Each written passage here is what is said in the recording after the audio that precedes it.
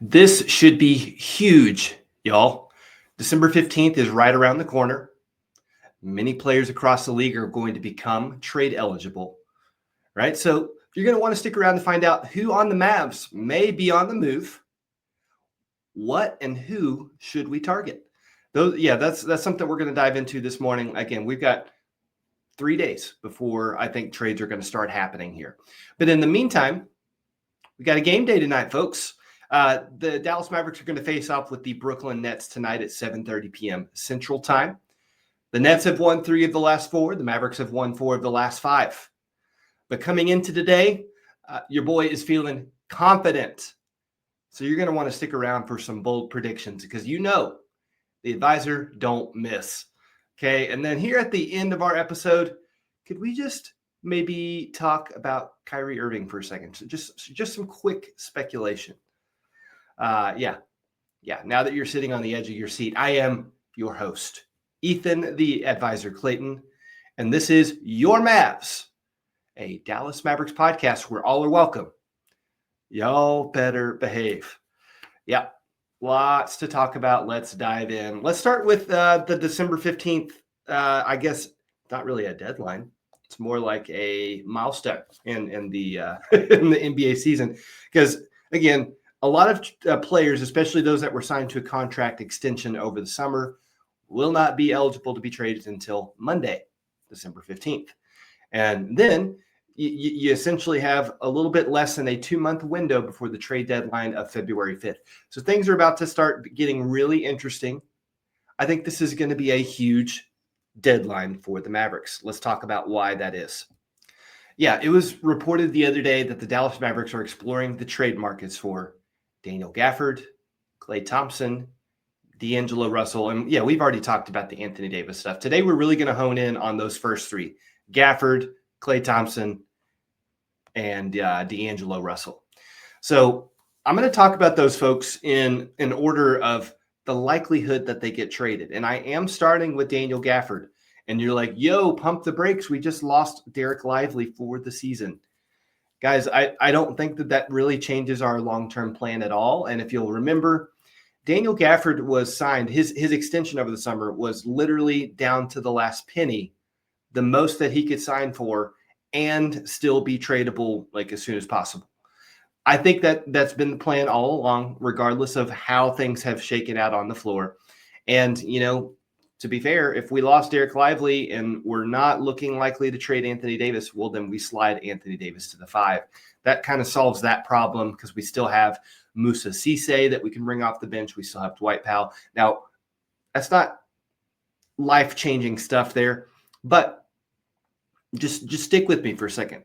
Daniel Gafford, again, tradable contract. It's been said that the Indiana Pacers have a lot of interest in Daniel Gafford. They're looking to replace Miles Turner, who they lost in free agency this past summer.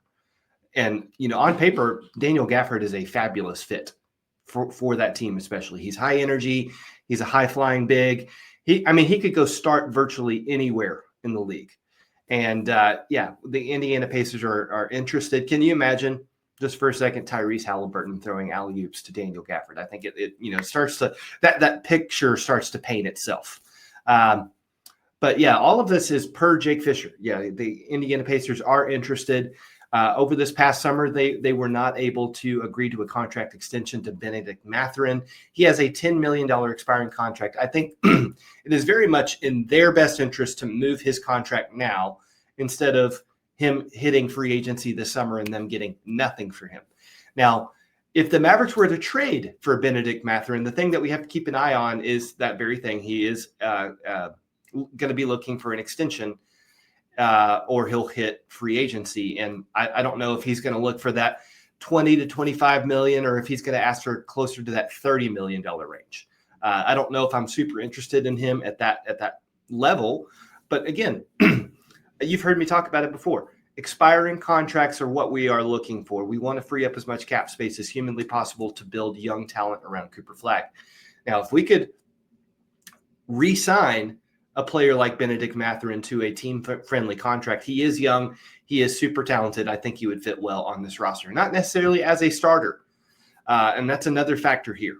If we can get him to agree to like an $18 million contract with the understanding, like, homie, you're coming off the bench, Max Christie has earned that starting 2 spot, then I say go for it. Like 100% go for it. Trade Daniel Gafford for Benedict Mathurin and a pick. Yes, please. So there's path number 1 to getting some draft capital for this coming draft. Like, Daniel Gafford is a hot commodity. The Pacers very much need a starting level center. Give us Mathurin, that expiring contract, and a first-round draft pick. Cool. Next, the next likely player, I think, to get traded, this isn't going to be mind-blowing. I'm talking about Klay Thompson next. And it was reported earlier this season he understands that he's likely to be traded. And then just the other day it was reported that if that happens, he prefers to go to a contender. And you know what, Klay Thompson, you have earned my respect. You've been a good veteran leader in our locker room. You've turned it around ever since we relegated you to the bench. You've shot the ball much more efficiently. You know what? For all that you have done for this team, I'll do you a favor. You tell me where you want to go. I'll pick up the phone and call. Now, but let's unpack what contender could actually mean, because in today's NBA, you've got a team that's 24-1. Yeah, I'm talking about the OKC Thunder. I don't know that there are really any teams that can contend with the Thunder, but let's just play devil's advocate. If we're talking about contenders across the league, it's really kind of a smaller list, in my opinion. That, of course, is OKC, Denver, Houston, the New York Knicks, the Detroit Pistons. Those are teams that I would consider to be contenders. Really, outside of that, we're grasping at straws here. Like, I think, maybe the Lakers could be put in that conversation, but they're more like a tier 2 team instead of those guys that I just mentioned. But if we're going to move Klay Thompson, what are we going to be looking for? Again, we want to look to get younger, right? As much as we can do to reset the timeline specifically around our future superstar, let's do that. Let's look for expiring contracts, right? As I'll talk about it until I'm blue in the face. The more cap space we have, the more dangerous we are. And we may have earned the right to be a sexy free agency destination moving forward by drafting Cooper Flagg, right? Like, people are going to see his high level 2-way play, but you know what? They got something special over there. I'm going to go join. But you don't have those types of conversations if you don't have cap space.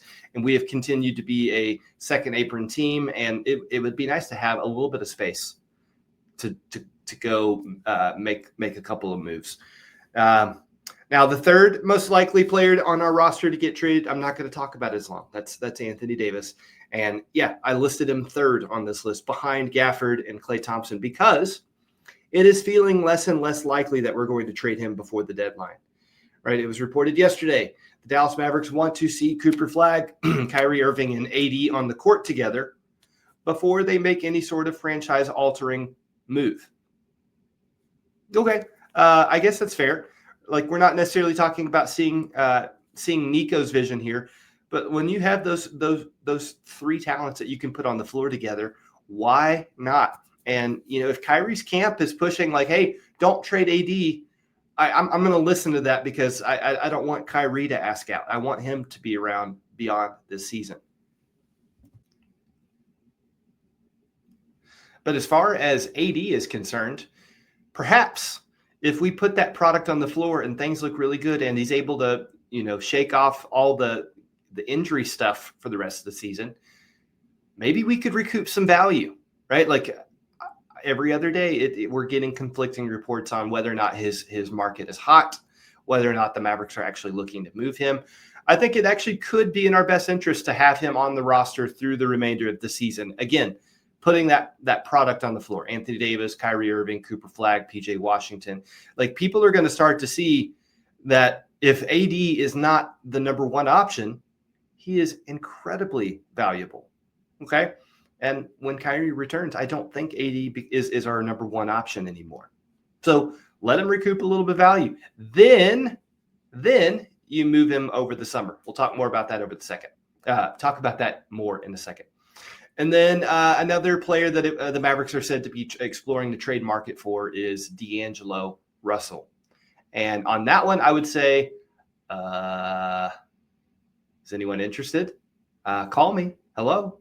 I don't know what to do with that one, right? I think in a lot of these fake trade scenarios, in my mind, we're asking teams like, hey, we're doing you a favor. Can you do us a favor and take on D'Angelo Russell?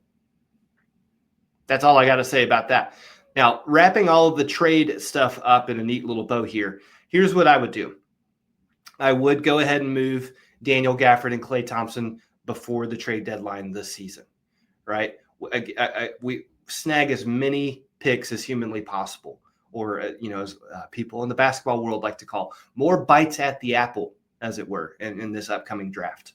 Okay. Get as much of that as humanly possible to like go all in for this 2026 draft. Bye, Klay. Bye, Gafford. Thank you for your service. Hello, incoming draft picks and solid role players. Let's do that. And then, as I said a few moments ago, after AD's value has inflated a little bit, after us, putting together a nice stretch of basketball on the court, then trade him over the summer, right? Get more picks that you can target like 2027 draft and beyond, right? That's what I would do. Unless, and this is a big one, unless you get a call from Chicago and they're offering the Kobe White package, those expiring contracts that we've talked about before, the Vucevic, the Zach Collins, I forget who else it was, but I really want Kobe White on this team. So if Chicago is really aggressively calling and saying like, give us Anthony Davis, then and only then am I looking to move him at the deadline. I think we need to boost his value more before we can ask for several draft picks and all of the exciting young players that we want to have around Cooper Flagg. Yeah, that was a lot of time spent on rumors and potential moves. Let's talk about what's going to happen tonight. I'm going to throw some bold predictions for you. Again, we're facing the Brooklyn Nets tonight. As I said yesterday, I'm not going to pretend that this is a total pushover, an automatic win, but I do expect us to win tonight. In fact, the bold prediction number one, I am going to say that the Mavs win 116-102 tonight. It's going to be one of those games where we start strong, finish strong, and there may be some iffy moments in the second and third quarter. I think that's just our identity as a team, but we always figure it out in the fourth quarter, right? So I don't know that there will be much drama in this game because, again, I see us starting strong and finishing strong, so where maybe we have a 10, 12-point lead for most, if not the entire game. Like that's kind of what I expect tonight. However, my second bold prediction is that Michael Porter Jr. is going to get on our last nerves tonight. What I mean by that, this season, his scoring is way up. His efficiency is way up. And what I've seen when I've watched is he's immensely talented at hitting tough shots. And if you look at the Dallas Mavericks identity as a team, one thing is for certain, we are an awesome defensive team. We will be putting insane pressure on ball handlers and shooters. We're going to be putting hands in faces. We're going to make players uncomfortable. And Michael Porter Jr. has shown that he can play through that type of discomfort. He can make the tough shots. And so what I'm going to say is be ready to be really annoyed with him. He's going to put up 35 plus on us tonight. No matter how well we defend him, I think he's just going to find ways to score tough buckets because that's who he is. Now, Michael Porter Jr., you're still going to get the L here. So let's not forget that. But he will be annoying for us to watch tonight. He is super talented, and he will score 35 plus on us. My third and final bold prediction for today. Tonight, we're going to see Cooper Flagg's second career 30-piece. Let's do this. You can go ahead and book that right now. And what's interesting about this matchup is it will feature 7, maybe 8 rookies, depending on if Musa Cisse plays. So 8 rookies at the most. Imagine Cooper Flagg taking a quick minute to separate himself from all of those other rookies, showing off his playmaking, his scoring chops. And I think maybe he's even flirting with the triple-double tonight. I didn't say he's going to get it for sure. I'm saying he's going to flirt with it. I think probably there's a double-double in there. But, I see probably, 32 points, 7 rebounds, 8 assists, that kind of night for him. So, You can take that to the bank. Those are my predictions. Again, the Mavs are going to win 116-104. Michael Porter Jr. will get on our nerves, score 35 plus, and then Cooper Flagg will have his second career 30-piece, flirt with a triple-double. As I said earlier, I got a lot of confidence coming into tonight, not because I think the Mavericks are the best team in the NBA, not because I think the Brooklyn Nets are the worst team in the NBA. They're one of them, but I just think there's a lot of good things happening right now, despite us losing Derek Lively for the season, despite Daniel Gafford being doubtful coming into this game because he's still dealing with that bum ankle. But yeah, there's a lot to feel good about right now. Our shooting is really on fire right now. Our offense really has taken up quite a leap since Ryan Nembhard took over as starting point guard. So yeah, I'm feeling confident. Those are my predictions. What do you think is going to happen in the game tonight? Right? What do you see happening? And do you agree with my front office plan of trading Klay and Gafford before the deadline and then trading Anthony Davis over the summer to get as many picks as humanly possible? Let me know what you think about it in the comment section. That is literally all I have for you today. Make sure to hit like, subscribe, drop in the comment section, hit the bell on your screen so you can be notified, all of that jazz. But until I talk to you again, party on. Y'all be good.